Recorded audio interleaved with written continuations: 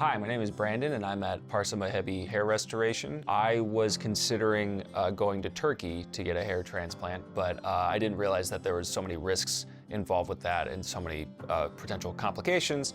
So luckily I was put in contact with Dr. Mohebi, and now I'm getting a full, safe, just better hair transplant. Unfortunately, some people aren't as lucky as I am, but Dr. Mohebi is actually running a campaign called The Hidden Costs of Cheap Hair Transplants.